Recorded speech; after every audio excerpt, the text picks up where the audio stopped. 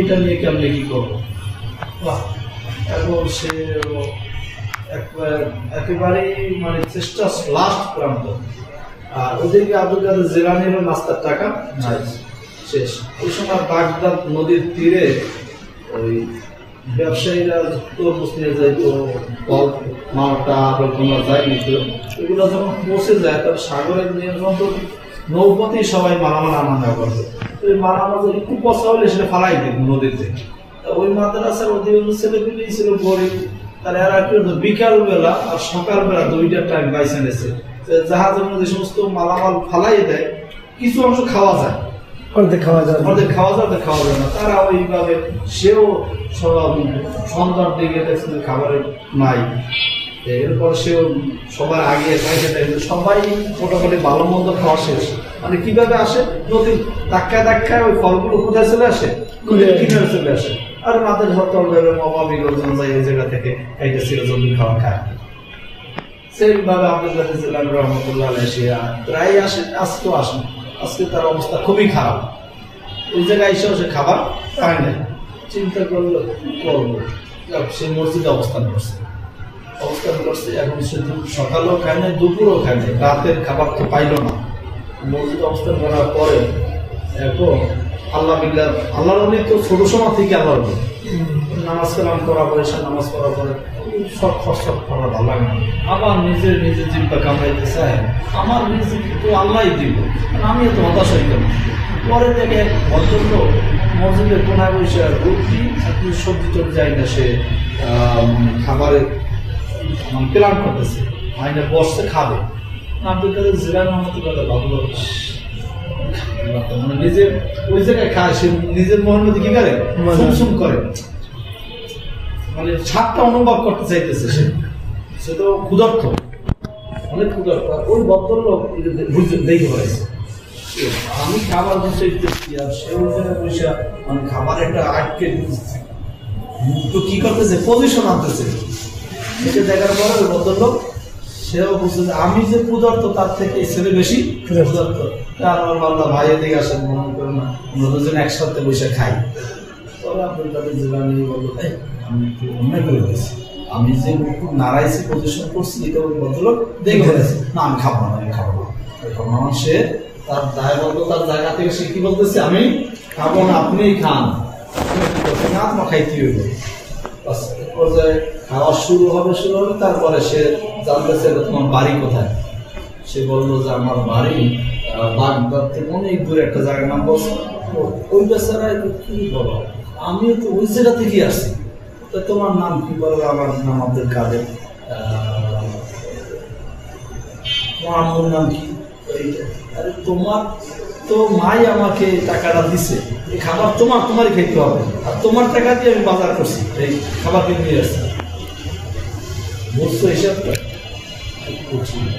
কার রিজিক কে কার। তারপর আব্দুল কাদের জিলানীর কাছে সে সরি বলে যে বাবা দেখো আমি অনেক দিন যাবো তোমাকে খুঁজছি, পাইনি, আমার যে টাকা ছিল সব শেষ, আজকে আমার তোমার টাকার উপর আমি হাত দিলাম। এই আল্লাহ উত্তম ফয়সালা করছে। আল্লাহর অলিদের কখনো ঋণ রাখে না। এরপরে এক দশটা খাইয়ে তার টাকা তারা শেষ হয়ে আসছে। যেটা বলতেছিলাম, আব্দুল কাদের জিলানী রহমতুল্লাহ আলাইহি ওস্তাদের কাছে মা কি বলে গেছে, আপনার মতো মানুষ যেরকম হবে এবং ছুটি দিবে, বাস সেই কথা। অনেক বছর পরে এরপরে কন্ডিশন দিয়েছে আব্দুল কাদের জিলানী, তুমি যদি আমাকে 10-15 দিনে একটু সামনে আসার কয়েকদিন বাকি, এই কয়েকদিনে যদি আমার সাতটা শুনতে পারো তাহলে তোমাকে ছুটি দেবো। সে কি করছে, 2-3 দিনই এই সাতটা শুনে করেছে। ঠিক আছে, আল্লাহর কাছে কান্নাকাটি কাছে, আল্লাহ তুমি আমার বানাইছো, আর আমার মা বলে গেছে, মাদ্রাসা দিয়ে গেছে, আমাকে আলের বানানো ওস্তাদের কাছে, ওস্তাদ কন্ডিশন মা বলছে ওস্তাদের মতো হলে আমাকে কি করতে গেছে, বাড়ি যাইতে গেছে। আর ওস্তাদ বলছে যে তুমি এই 7 পারা শোনাইতে পারলে তোমার হ্যাফজ শেষ, তোমাকে ছুটি দেবো, এই কন্ডিশন। সেখানে পৃষ্ঠ উল্টায় শেষ করতে করতে শেষ। তারপর ওস্তাদের কাছে শুনাইতে 7 পারা শেষে আরো সামনে থামো, কেমন শিখতে বলো আগে, তারপরে আমাকে আমি আল্লাহ কাছে আমার বাড়ি যদি করতে পারে আমি বাড়ি যাবো, আমাকে তুমি কবুল করে নাও, তোমার এলেম আমার ভিতরে দিয়ে দাও, বাস। এই তো বুঝে পড়েছে। পরে আব্দুল কাদের জিলানী অনেক কান্নাকাটি করার পরে ওস্তাদ কি করছে, তাহলে ছুটি দিচ্ছে, তার কন্ডিশন মিলে গেছে না, ছুটি দেওয়ার পরে গেছে আমার কাছে দেখা করার জন্য। একেবারে ফজরের পর কি ফজরের পর গেছে, যাওয়ার পরে দরজা নক করতেছে, তার আম্মা অনেক ইবাদত বন্দি করতো। কে? আমি আব্দুল কাদের। না, আব্দুল কাদের তো আসতে পারে না। আব্দুল কাদের কি? আব্দুল কাদের তো হুজুরের মতো হইলে আসবে, কোন সময় হুজুরের মতো আল্লাহ হইতে হইব, আলেম হইতে হইবে, তারপর না আসবে। আব্দুল কাদের আসতে পারবে না। না না, তওবা করবো না। কি আমি করবো না? মনে একটু কষ্ট হয়েছিল, মা আমি এত কষ্ট করে মাকে দেখা করার জন্য আসলাম, মা দরজা দিল না। আর কি ছিল, আমার ছেলে জগৎ বিখ্যাত হবে, কি হবে, মানুষের মতো মানুষ হয়ে আসো। এরপর আবার সে কি করছে বুঝতে পারছে, সে দরজা খুলে নেয়। আবার আব্দুল কাদের জিলানী কি করছে, মাদ্রাসা থেকে পথ অতিক্রম করছে। হুজুরের কাছে যায়, বুঝতে কি আসলে কেন? আমার আম্মা বলছে আমাকে কি দরজা খুলে নেয়, আর আপনার মতো না পর্যন্ত আমাকে কি করে না আসতে অনুমতি। এরপরে সে হাফেজ হইল, কিতাবাদি বললো। এমন হয়েছে যে আল্লাহর পথে সাধনা করতে করতে করতে অনেক বড় আল্লাহর হয়ে গেছে। এরপর খেলাফত দিচ্ছে, জগৎ বিখ্যাত হয়ে এরপরে সে এখন সারা দুনিয়ায় ওস্তাদের নাম খুঁজে পাওয়া যায় না, কিন্তু কি বলবো, কষ্ট করতে হইবে, বাসার ভাত খাইয়া দিয়ে আমাকে সাথে পড়তো সাগর। সরিষা তালাম দিলে ভালো ছিল। আর বাপের কি 2 লিটার ডিম নিয়ে আসতো, আর দুধ নিয়ে আসতো ½ লিটার করে, 8 লিটার।